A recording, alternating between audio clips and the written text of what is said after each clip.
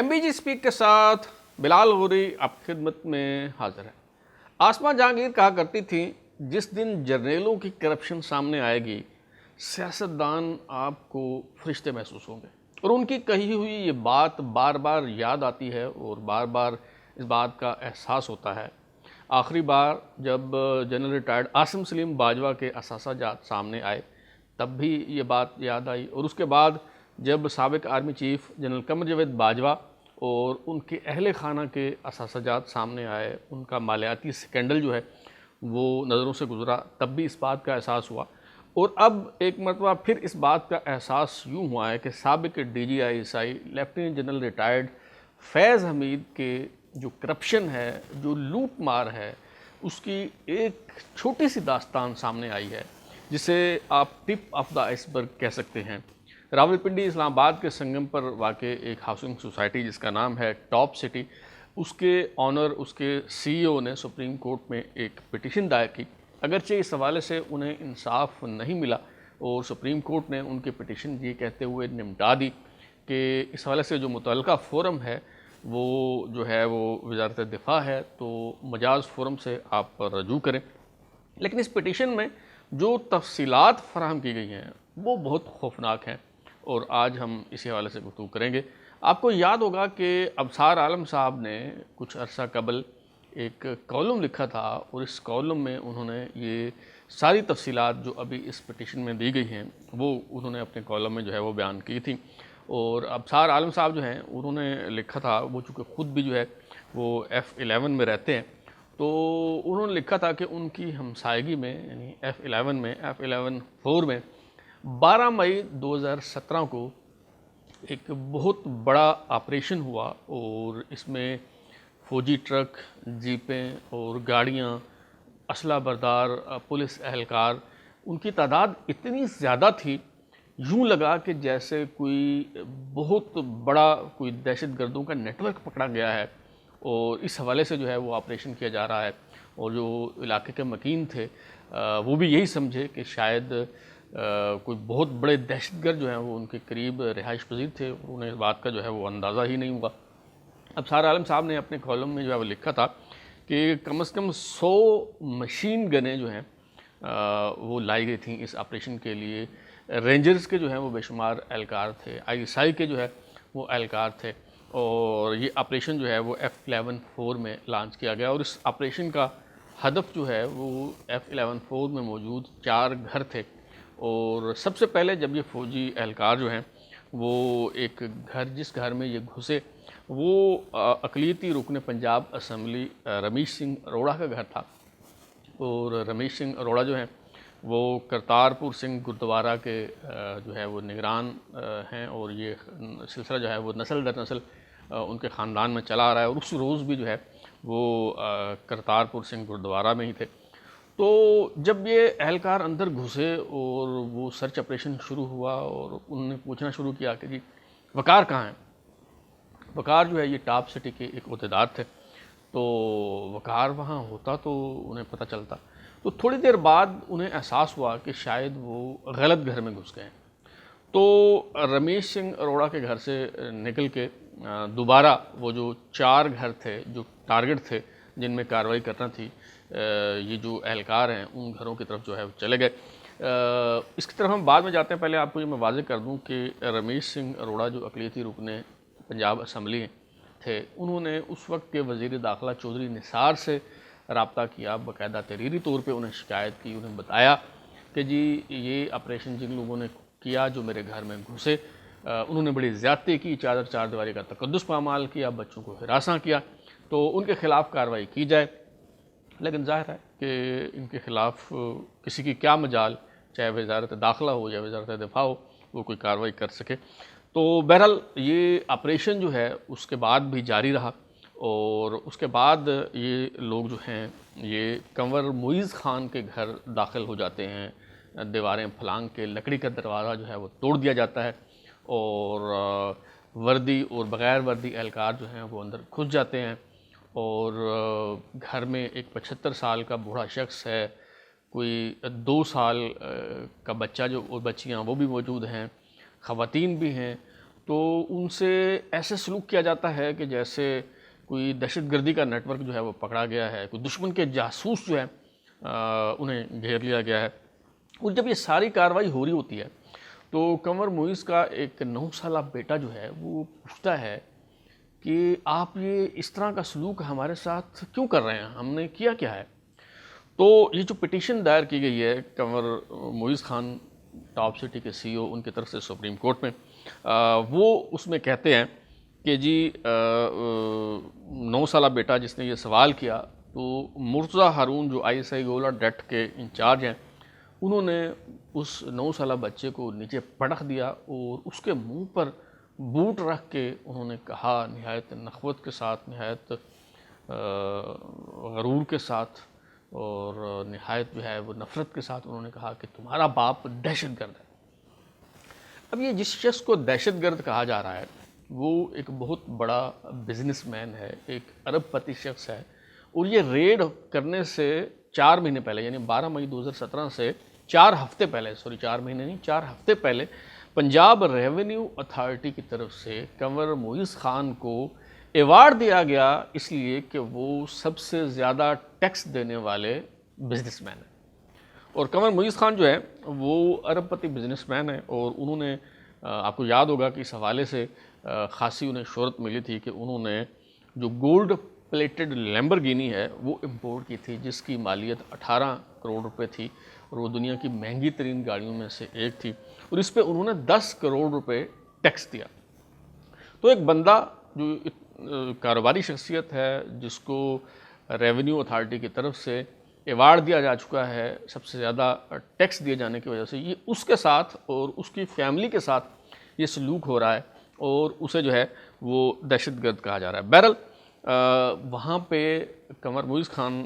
اپنی پٹیشن میں کہتے ہیں کہ جی ان کے 75 سالہ سسر جو اپنی بیٹی کو ملنے کے لیے آئے تھے وہ بھی وہاں موجود تھے، ان کو بھی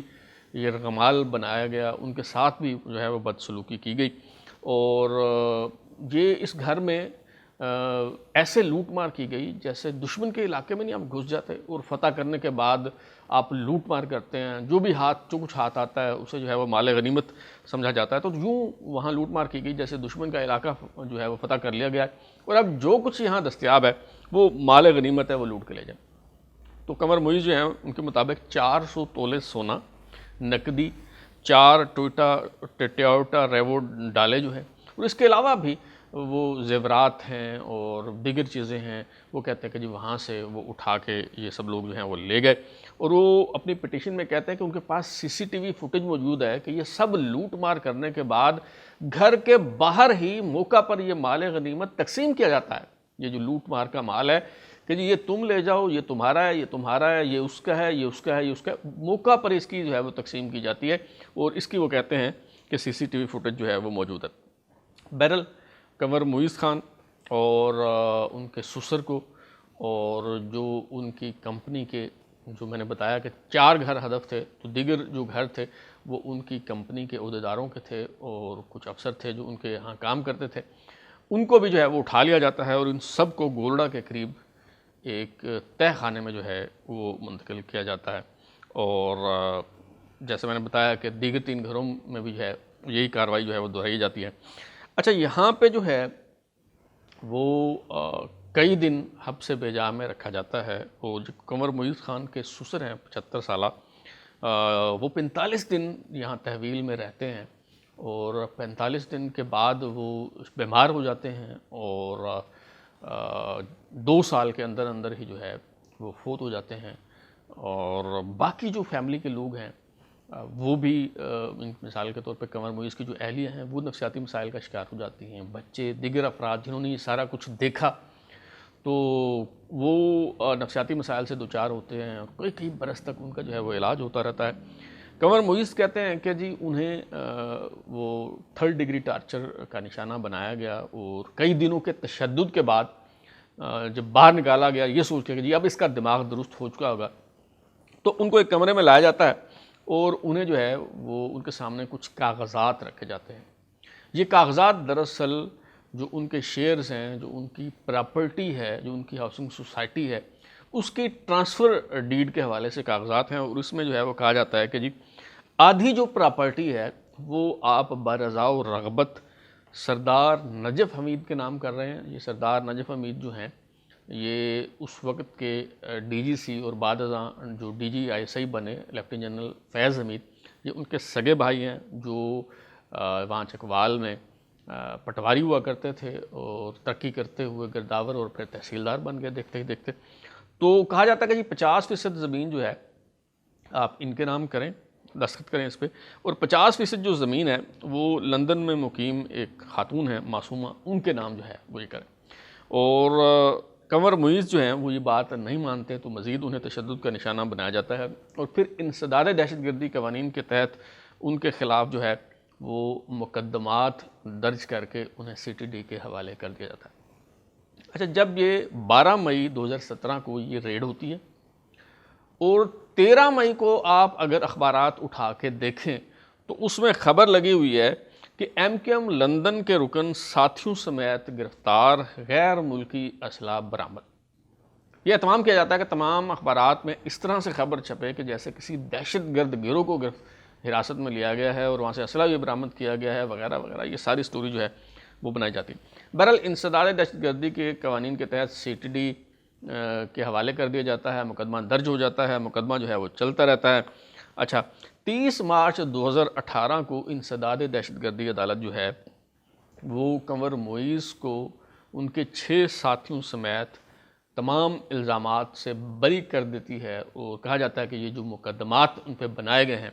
وہ بوگس ہیں، وہ بے بنیاد ہیں۔ یہ معاملہ ہائی کورٹ میں جو ہے وہ جاتا ہے، اور ہائی کورٹ بھی یہ جو بریت کا فیصلہ ہے انسداد دہشت گردی عدالت کا اس کو جو ہے وہ برقرار رکھتی ہے۔ اور اس دوران جو جنرل فیض حمید ہے ان کی طرف سے کئی کوششیں کی جاتی ہیں اس جائیداد کو ہتھیانے کی، اور یہ ٹاپ سٹی ہاؤسنگ سوسائٹی ہے اس کو ٹیک اوور کرنے کی کوشش کی جاتی ہے۔ اچھا، لندن سے جو ہے ایک خاتون زاہدہ جاوید اسلم کو پاکستان لایا جاتا ہے، اور یہ کیس بنایا جاتا ہے کہ جی یہ اصل مالک جو ہیں وہ یہ زاہدہ جاوید اسلم صاحبہ ہیں، اور ان کی طرف سے سول کورٹ میں بھی ایک مقدمہ دائر کیا جاتا ہے جو 19 جولائی 2022 کو خارج ہو گیا۔ اور پھر اس دوران چونکہ اس وقت کے جو جج صاحبان تھے، جو جوڈیشری تھی وہ بھی ملی ہوئی تھی اسٹیبلشمنٹ کے ساتھ، ایک گٹھ جوڑ تھا، تو اس وقت کے چیف جسٹس ثاقب نثار کے ذریعے بھی اس معاملے کو جو ہے وہ سارٹ آؤٹ کرنے کی کوشش کی گئی۔ سپریم کورٹ میں پہلے 6 اور پھر 15 نومبر کو اس وقت کے جو چیف جسٹس ثاقب نثار، انہوں نے اپنے چیمبر میں خفیہ طریقے سے سماعت کر کے اور اس معاملے کو نمٹانے اور اپنے انداز میں جو ہے وہ سلجھانے کی کوشش کی۔ تو یہ ساری کوششیں جب ناکام ہو گئیں تو پھر جو جنرل فیض حمید ہے ان کی طرف سے پیچ اپ کرنے کی کوشش کی گئی۔ یہ ساری تفصیل جو ہے وہ اپنی پٹیشن میں انہوں نے لکھی ہوئی ہے کنور معیز خان نے۔ اچھا، وہ لکھتے ہیں کہ جی وسیم تابش ایک مڈل مین جو ہے ان کے ذریعے صلح کا پیغام بھیجا جاتا ہے، اور یہ وسیم تابش جو ہیں وہ سردار نجف حمید کے پارٹنر ہیں، اور وہ کہتے ہیں، پیغام دیتے ہیں کہ جی آپ سے ملنا چاہتے ہیں سردار نجف حمید جو جنرل فیض حمید کے بھائی ہیں۔ تو وہ چکوال چلے جاتے ہیں کنور معیز، اور جب وہاں سے جا کے سردار نجف حمید سے ملتے ہیں، وہاں پہ گلے شکوے ہوتے ہیں، بات چیت ہوتی ہے، اور سردار نجف حمید کہتے ہیں کہ جی آپ اپنا دل صاف کریں، اس میں جنرل فیض حمید کا کوئی کردار نہیں ہے، یہ جو آپ کے ساتھ ہوا ہے یہ ان کے کہنے پہ ہرگز نہیں ہوا، وغیرہ وغیرہ وغیرہ۔ اچھا، اس دوران وہ کہتے ہیں کہ جی باقاعدہ انہوں نے کافی لوگوں کے نام لکھے ہیں، وہ کہتے ہیں کہ یہ سب کچھ اس میں جو مین وہ کہتے ہیں کہ کردار ہے وہ تو اس وقت کے ڈی جی سی اور بعد ازاں جو ڈی جی آئی ایس آئی بنے لیفٹیننٹ جنرل فیض حمید ان کا تھا، لیکن اس کے علاوہ کوئی اور لوگوں کے نام بھی انہوں نے مینشن کیے۔ مثلا انہوں نے کہا جی بریگیڈیئر نعیم فخر جو راول پنڈی ڈیٹ جو ہے آئی ایس آئی کا اس کے کمانڈنٹ تھے، وہ اس میں انوالو تھے۔ بریگیڈیئر غفار جو ڈپٹی ڈائریکٹر پروجیکٹ سے آئی ایس آئی کے، ان کے حوالے سے بھی کچھ الزامات انہوں نے لگائے ہیں۔ مرزا ہارون جو آئی ایس آئی گولا ڈیٹ کے انچارج ہیں، اس کے حوالے سے بھی کوئی باتیں جو ہیں وہ انہوں نے لکھی ہیں۔ اچھا، اور انہوں نے کہا کہ جی جو کچھ چیزیں جو ہیں جو گھر سے اٹھا لی گئی تھی ان میں سے کچھ تو واپس کر دی گئی، لیکن بہت سی دیگر جو نقدی ہے اور بہت سی چیزیں وہ واپس نہیں کی گئیں، اور پھر جو زمین کے کاغذات تھے وہ واپس نہیں کیے گئے، اور وہ کہا گیا کہ اس شرط پہ آپ کو واپس ملیں گے۔ ایک تو 4 کروڑ روپے وہ کہتے ہیں کہ جی مجھ سے لیے گئے، اور دوسرا مجھے کہا گیا کہ جی آپ ٹی وی کو آپ سپانسر کریں، اور وہ کہتے ہیں کہ اس حوالے سے رسیدیں موجود ہیں، اور یہ جو پٹیشن دائر کی ہے وہ کہتے ہیں کہ اس کے ساتھ میں نے لگائی ہوئی ہے۔ اور یہ جو گھناؤنی قسم کی اور خوفناک قسم کی واردات ہے، ان تفصیلات سے جو ہے وہ اندازہ ہوتا ہے کہ جنرل فیض حمید اور general Qamar Javed Bajwa and company جو ہے وہ کس طرح اختیارات کا ناجائز استعمال کرتے ہوئے جو ہے وہ انہوں نے لوٹ مار کی. اور جیسے میں نے شروع میں کہا کہ یہ جو داستان ہے یہ تو محض ٹپ آف آئس برگ ہے, یہ تو محض جو ہے وہ ایک وہ جو کرپشن اور لوٹ مار کی جو کہانی ہے اس کا ایک محض چھوٹا سا جو ہے وہ حصہ ہے. اور اس حوالے سے جو باتیں قمر معیز خان نے اپنی پٹیشن میں کہیں وہ میں نے آپ کے ساتھ جو ہے وہ شیئر کیے ہیں. اس حوالے سے سابق D G I S I lieutenant general retired Faiz Hamid یا ان کے بھائی سردار نجف حمید اگر اپنا موقف بیان کرنا چاہیں یا ان معاملات کے حوالے سے وضاحت کرنا چاہیں تو میرا یہ پلیٹ فارم جو ہے وہ حاضر ہے. اب تک کے لیے اتنا ہی. بلال لوری کو اجازت دیجیے, پھر ملاقات ہوگی. اگر آپ کو ہمارا شو پسند آیا تو اسے لائک کریں, کمنٹ کریں, شیئر کریں اور ہمارا چینل سبسکرائب کرنے کے بعد بیل آئکن یعنی گھنٹی ضرور دبائیں تاکہ آپ کو نئی ویڈیوز کے نوٹیفیکیشنز ملتے رہیں. بہت شکریہ.